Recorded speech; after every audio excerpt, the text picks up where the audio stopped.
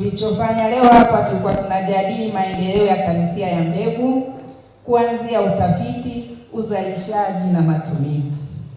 Uwepo wa mikakati wa mbegu kama dira, tumeanzia wapi, tuko wapi na tunaenda wapi.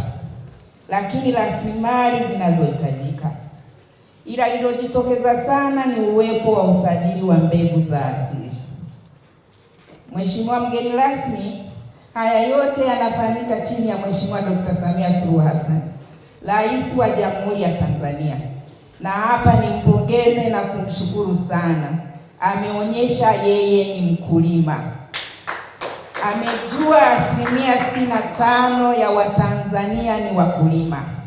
Lakini katika kuchagua, akachagua kijana mwenye passion ya kilimo, mwenye udhubutu na ujasiri.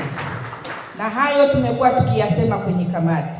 Lakini kabla hujaja, kuna kijana kule nyuma, naomba kunukuu. Alisema tuharakishe kwa kipindi hiki. Usenibashe kazaliwa kwa kizazi hiki cha vijana tunapotaka kuingia kwenye kilimo. Mwisho wa kunukuu. Na hilo liko sahihi.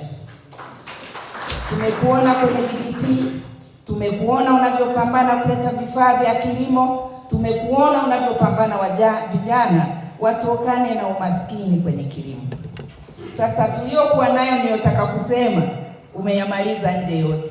Naomba nisikufirisi na yote waliokuwa wamejadili hapa, ambao nitaka nisisitize kama mwakilishi wa mwenyekiti wa kamati, yote pale nje umeyajibu. Kwa hiyo tuko tayari wakikukaribisha wadau wasikilize kilio chao walichokuwa nacho rohoni, yote unaenda kuwapa majibu. Baada ya kusema hayo, asanteni kwa kunisikiliza.